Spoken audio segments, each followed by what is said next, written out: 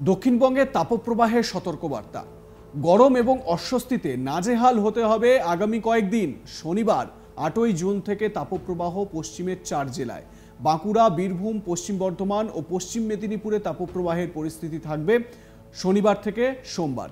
বাকি জেলাগুলিতে গরম ও অস্বস্তিকর আবহাওয়া থাকবে। উত্তরবঙ্গে ভারী বৃষ্টি চলবে উপরের 5 জেলায়। আগামী কয়েকদিন উত্তরবঙ্গে দার্জিলিং, কালিম্পং, আলিপুরদুয়ার, কোচবিহার, জলপাইগুড়িতে বিক্ষিপ্তভাবে ভারী বৃষ্টির সম্ভাবনা। বেশি বৃষ্টি হবে জলপাইগুড়ি, আলিপুরদুয়ার ও কোচবিহারে। দক্ষিণবঙ্গে বজ্রবিদ্যুৎ ও বৃষ্টির বিক্ষিপ্তভাবে সম্ভাবনা রয়েছে। বৃহস্পতিবার 13ই জুন রাজ্য জুড়ে নিবিড় বৃষ্টির সম্ভাবনা রয়েছে।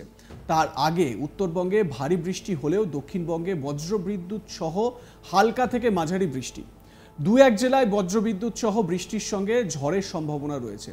কলকাতায় নির্ধারিত সময়ের আগেই বর্ষা আসার সম্ভাবনা নেই। বুধবার 12ই জুন তারিখের মধ্যে দক্ষিণ পশ্চিম মৌসুমি বায়ু কলকাতায় প্রবেশের সম্ভাবনা খুব কম। বৃহস্পতিবার 13ই জুন বৃষ্টির পর অনুকূল পরিস্থিতি তৈরি হতে পারে পশ্চিমবঙ্গে।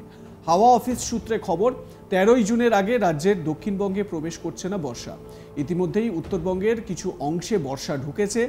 দক্ষিণ উষ্ণ এবং আর্দ্র আবহাওয়ার সম্ভাবনা রয়েছে। বিশেষ করে পুরুলিয়া, বাঁকুড়া, পূর্ব মেদিনীপুর এবং পশ্চিম বর্ধমান এই জেলাগুলিতে সতর্কবার্তা দেওয়া আছে। অকারণে বাইরে না যাওয়া এবং পর্যাপ্ত জল খাওয়ার কথাও বলছেন বিশেষজ্ঞরা।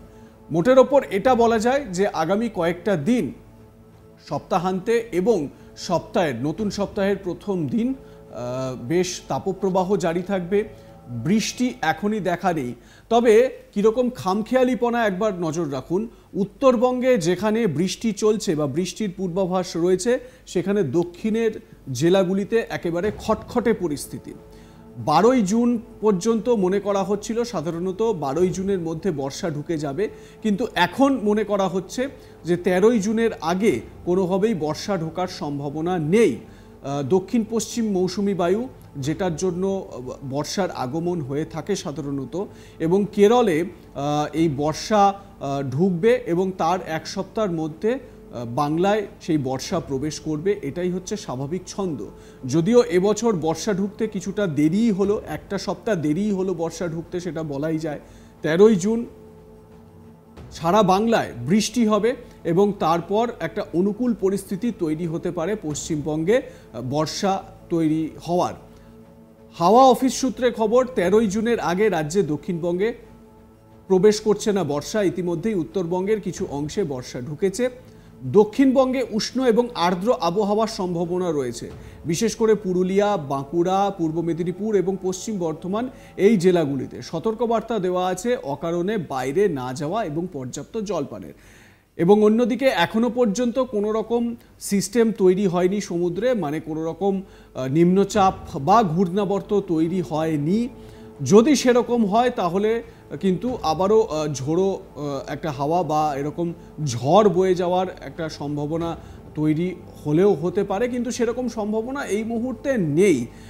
কয়েকদিন আগেই একটি ঝড় রেমাল সেটি অতিক্রম করে এবং যেটি বাংলাদেশের দিকে চলে যায়, যেই কারণে বাঁচোয়া, কলকাতা সহ পশ্চিমবঙ্গের সেরকমভাবে প্রভাব পড়েনি, উপকূলবর্তী জায়গাগুলো ছাড়া, এবং একটু বৃষ্টির পরিমাণ বেড়েছিল। তারপর তাপমাত্রা কিছুটা স্বাভাবিক হয়, যদিও আবারও তাপমাত্রার পারদ চড়ছে।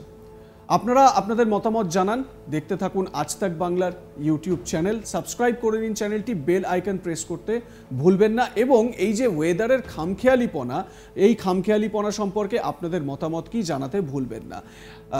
বিশেষজ্ঞরা তারা পরামর্শ দিচ্ছেন, যখন এই কাঠফাটা রোদে যখন আপনারা বেরোবেন, যাতে হাত পা ভালো করে ঢাকা থাকে, ছাতা যাতে আপনারা নিতে পারেন, ছাতা নেবেন, এবং অবশ্যই জল সঙ্গে রাখবেন, কারণ এই সময়গুলোতে কিন্তু ডিহাইড্রেশন হয় ব্যাপক আকারে।